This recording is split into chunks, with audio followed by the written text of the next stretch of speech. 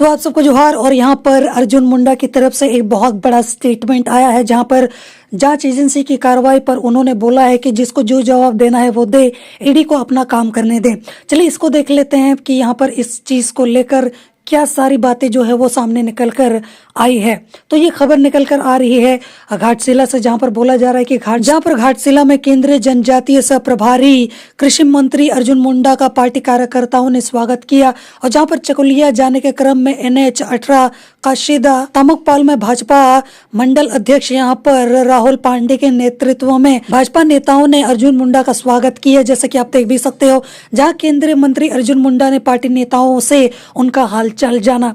इसके अलावा यहाँ पर स्वागत के बाद राज्य में ईडी की कार्रवाई पर उत्पन्न यहाँ पर राजनीतिक स्थिति व ईडी के हो रहे यहाँ पर विरोध के सवाल पर केंद्रीय मंत्री अर्जुन मुंडा ने कहा है कि इस पर मुझे कुछ भी नहीं कहना है, कानून को अपना काम करने दीजिए, जिसको जो जवाब देना है वो दें। कहा है कि अयोध्या में प्रभु श्री राम का भव्य मंदिर बनना पूरे देश के लोगों के लिए सौभाग्य की बात है। तो इस तरीके से इन्होंने जो यहाँ पर सवालों के जवाब को देने के बजाय कि यहाँ पर ये जो सारी कार्रवाई हो रही है वो सही है नहीं है, कहीं इसमें कोई षड्यंत्र तो नहीं है, आपके क्या विचार हैं, आपको क्या लगता है कि ये चीजें होनी चाहिए या नहीं होनी चाहिए, या फिर किसी एक स्पेसिफिक इंसान को जिस तरीके से टारगेट किया जा रहा है वो कहाँ तक सही है। और जिस तरीके से विपक्ष जो है वो कहीं ना कहीं ईडी पर इस तरीके से जो इल्जाम लगा रहे हैं कि यहाँ पर कहीं ना कहीं जो केंद्र सरकार है उसने यहाँ पर ईडी को एक तरीके से गुलाम बनाकर रखा है और वो अपने फायदे के लिए यहाँ पर ईडी को बहुत गलत तरीके से यूज कर रही है। तो उसके सवाल के जवाब को देने के बजाय उन्होंने यहाँ पर इस सवाल का जवाब छोड़कर यहाँ पर मुद्दे को घुमा दिया और यहाँ पर प्राण प्रतिष्ठा की तरफ अपनी सारी बातों को बताकर यहाँ पर जो मुद्दा है उससे हमें भटका दिया। और ज्यादातर जो बीजेपी नेता है वो वही कर रहे हैं पिछले कुछ महीनों से, और ऐसा ही लगातार चलता हुआ आ रहा है।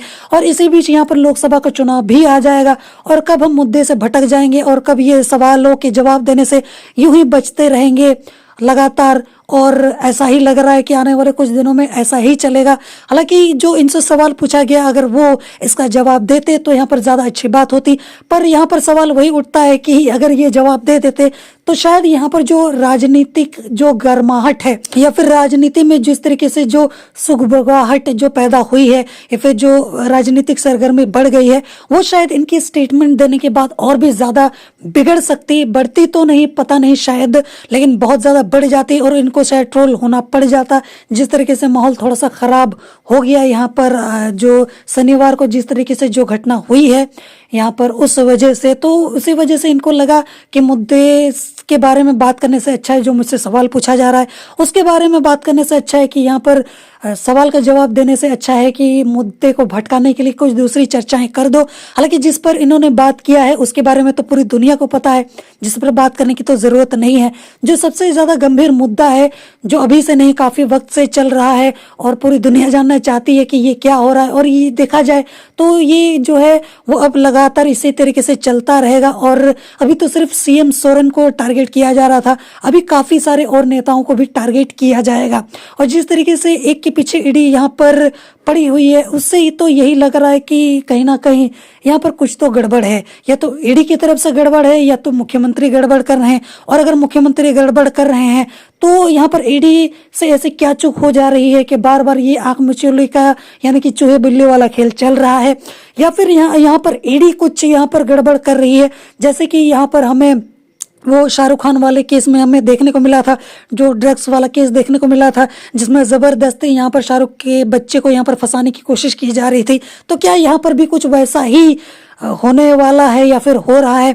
काफी सारी चीजें हैं जिस पर हम लोग देखा जाए तो काफी लंबी चर्चा कर सकते हैं, पर मुझे लगता है कि इतना काफी है। हालांकि ये मेरे निजी विचार हैं और मुझे लगता है कि आप भी अपने विचार प्रकट कीजिए, जरूरी नहीं है कि हम यहाँ पर बहस ही करते रहें। हालांकि हेल्दी डिस्कशन होना जरूरी है।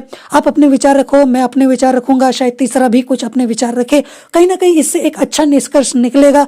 झगड़ा करने से या फिर किसी एक का पक्ष लेने से कोई भी फायदा यहाँ पर नहीं होने वाला है, क्योंकि राजनीतिक पार्टियां हमारी नहीं है, वो सिर्फ अपना फायदा देखती हैं। तो उनके लिए जबरदस्ती का लड़के कोई फायदा नहीं है। अगर हमें लड़ना है तो खुद के लिए लड़ना पड़ेगा, अपने आसपास के लोगों के लिए, तभी शायद यहाँ पर विकास हो सकता है, जो कि फिलहाल दिखाई तो नहीं दे रहा है।